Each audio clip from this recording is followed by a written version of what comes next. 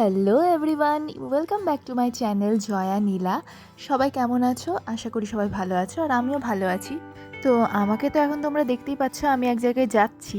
আর কোথায় যাচ্ছি তা তোমরা নিজেরাই দেখে নাও। এই দেখো, আমি চলে এসেছি হলো বাজার করতে। দিনটা ছিল 25শে ডিসেম্বর। তোমাদেরকে তো এর আগের ভিডিওতেই বলেছিলাম যে 25শে ডিসেম্বর আমাদের বাড়িতে বার্থডে আছে। তো সেই কারণেই বার্থডের সব কেনাকাটা মানে বাজার টাজার করার দায়িত্ব পড়েছে হলো আমার উপরে। সেই কারণেই আমি বাজার করতে বেরিয়ে গেছি। বাইরের কোনো লোককে বলা না হলেও বাড়িতে একটা ছোটোখাটো বার্থডে পার্টি হবেই। তো বাজারে প্রথমে ঢুকেই আমি প্রথমে কিনে নিয়েছিলাম চিকেন। তো কোনো কারণে ওই ভিডিওটা করা হয়নি। আর তারপরে আমি কিনে নিয়েছিলাম সবজি, আর তারপরে চলে এসেছি এই যে মুদিখানার দোকানে। তো মুদিখানার জিনিসও আমার প্রায় কেনাকাটা কমপ্লিট হয়ে গেল। আর এখন আমি বেরিয়ে গেলাম বাজার থেকে। আর রাস্তা দিয়ে আস্তে আস্তে মনে পড়লো যে এদিকে একটা আমার বান্ধবী ভাড়া থাকে। তো সেই কারণে ভাবলাম যে ওর সঙ্গে এদিকে আসলাম, তো একটু দেখা করেই নি। তো ওকে এই দেখো ফোন করে ডেকে নিয়েছি, আর ও চলেও এসেছে। এই যে আমার ছোটবেলার বেস্ট ফ্রেন্ড, সঙ্গে অনেকদিন পর দেখা হয়ে খুব ভালো লাগলো। আর তারপরে বাজারগুলো সব বাড়িতে দিয়ে আমি আবার চলে এলাম কেকের দোকানে। আর এখানে এই দেখো কেক আমি কিনে নিয়েছি। আর আমার সমস্ত কেনাকাটা বাজার করা কমপ্লিট। আর কেক, বেলুন এই সব বাড়িতে নিয়ে আসার পরেই এই দেখো এদেরকে চলে এসেছে বেলুন ফোলানোর জন্য একদম অস্থির হয়ে গেছে। তো ওদেরকে স্নান করিয়ে নিজেও স্নান টান করে ফ্রেশ হয়ে চলে এসেছি আমরা এখানে বেলুন ফোলাতে। আর এই দেখো এখানে আমাদেরকে কতগুলো বেলুন ফুলিয়েছি আমরা। এটা তো সবে অর্ধেক, আরও প্রচুর বেলুন ফোলানো বাকি আছে। আর এইদিকে বেলুন ফোলাতে ফোলাতে আমার তো প্রচণ্ড খিদে পেয়ে গিয়েছে। তাই জন্য ওদেরকে বলছি যে আগে খেয়ে আসি, তারপরে আমি বাকিটা ফুলিয়ে দেবো। কিন্তু ওরা তো শোনেই না, ওরা বলছে এখনই সব ফোলাও তারপরে যাও। তো আর কি করা যাবে, তারপরে সব বেলুনগুলো তাড়াতাড়ি ফোলাতে হলো। এই দেখো কত তাড়াতাড়ি বেলুনগুলো ফোলাচ্ছি আর ও বাজছে এক এক করে।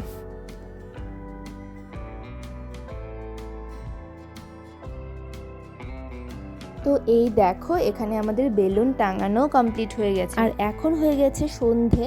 আর এখন আমরা যাব চার্চে। আর যেহেতু 25শে ডিসেম্বর বলে কথা, চার্চে তো যেতেই হবে। আর পুচকিকে আমি আগের দিনই বলে রেখেছিলাম যে ওকে আমি চার্চে নিয়ে যাব। এতদিন ধরে এখানে আছি রায়গঞ্জে, মানে 9 বছর হয়ে গেল বিয়ে হওয়া, কিন্তু একবারও চার্চে যাইনি। আর পুচকিও তো কোনোদিনও চার্চে যায়নি। তাই ভাবলাম যে সবাই মিলে আজকে চার্চেই যাই। তো এই দেখো আমরা 4জন রেডি হয়ে বেরিয়ে পড়েছি চার্চে যাওয়ার জন্য। তারপরে তো উঠে পড়লাম টোটোতে আর চলে গেলাম আমরা কাছাকাছি একটা চার্চে।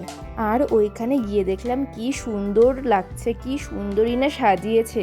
আর প্রচুর লোকের ভিড়, প্রচুর লোকজন গিয়েছে সেখানে। এই প্রথমবার আমি 25শে ডিসেম্বরে বাইরে বেরোলাম আর এত লোকের ভিড় দেখলাম। আমার তো ওখানে গিয়ে খুবই ভালো লাগছিল, এত সুন্দর চারিদিকটা সাজিয়েছে। কিন্তু আমার ভালো লাগলে কি হবে, পুচকির তো একদমই ভালো লাগছিল না। ওখানে এত লোকের ভিড়, আর ভিড় ওর একদম পছন্দ না। ও তো মানে রীতিমতো কান্নাকাটি শুরু করেছে, আর ভিড়ের ঠেলাঠেলিতে ও ঘেমে স্নান। তো কোনো রকমে ভিতরে ঢুকে একটু ভিডিও করে আমি ওকে নিয়ে বাইরে যেখানে একটু ফাঁকা রয়েছে সেখানে এসে দাঁড়ালাম। কিন্তু ওখানে ও থাকতে চাইছিল না। এই দেখো একা একা চলে যাচ্ছে সামনে।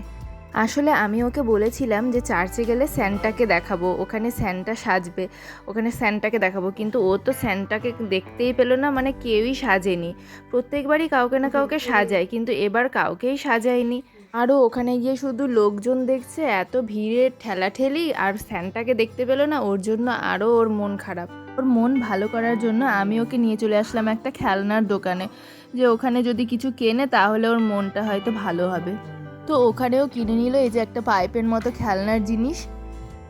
তারপরে আমরা চলে আসলাম একটা দোকানের কাছে। এই যে দোকানটার সামনে একটা স্যান্টার মতো একটা মানে স্ট্যাচু রয়েছে, তাই জন্য আসলাম যে ওকে ওইটাই দেখাবো। কিন্তু ও ওখানে দাঁড়িয়েও ছবি তুললো না, ওইটা ওর ভালো লাগলো না। তো শেষমেশ আমরা চলে আসলাম বাড়িতে। আর বাড়িতে এসে নিয়ে দেখো এখন দুই বোনে দুটো ওই পাইপের মতো কি দুটো জিনিস নিয়েছে, ওই দুটো জিনিস নিয়ে খেলছে। আর এখানে দেখো ওর মা মানে আমার যা এখানে সব রেডি করে নিচ্ছে, ওর বার্থডে সব আয়োজন করছে। তো প্রথমে ওকে সবাই এক এক করে ধান দুব্য দিয়ে আশীর্বাদ করবে, তারপরে কেকটা কাটা হবে। তো প্রথমে ওর মা ওকে আশীর্বাদ করে নিল, তারপরে ওর জেঠু আসলো আশীর্বাদ করতে। তারপর এক এক করে সবাই আশীর্বাদ করলো।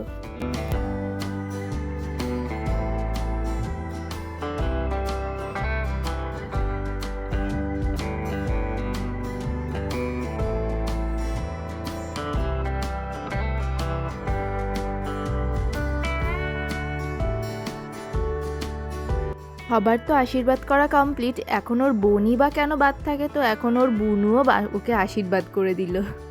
আর তারপরে আমরা ওকে বলছিলাম যে দেখ তোর কতগুলো টাকা হয়ে গেল। আশীর্বাদের পালা তো কমপ্লিট, এখন হলো কেক কাটার পালা। কেক সংলগ্ন সব সাজ সরঞ্জাম আমি কিনেছি, কিন্তু এই যে এখানে যে একটা ফুলঝুরির মতো ফোটে ওইটা যে কিনেছি, কিন্তু ওটা জ্বালাতেই পারছি না। ওটা আমরা এত জ্বালানোর চেষ্টা করলাম কিন্তু কিছুতেই জ্বললো না, কি জানি জ্বালাতে জানি না নাকি। তো ওকে বললাম যে তুই ওটা বাদ দে, তুই এমনি কেকটা কাট।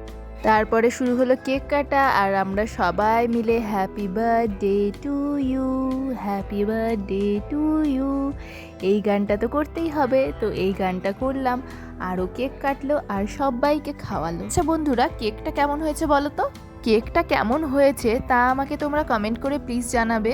আজকের ভিডিওটা আমি এখানেই শেষ করছি, আর ভিডিওটা যদি তোমাদের ভালো লেগে থাকে তাহলে অবশ্যই লাইক, কমেন্ট, শেয়ার আর সাবস্ক্রাইব করে দেবে। তো দেখা হবে আবার নেক্সট কোনো ভিডিওতে। তো ততক্ষণের জন্য টাটা বাই, সবাই সুস্থ থেকো, ভালো থেকো।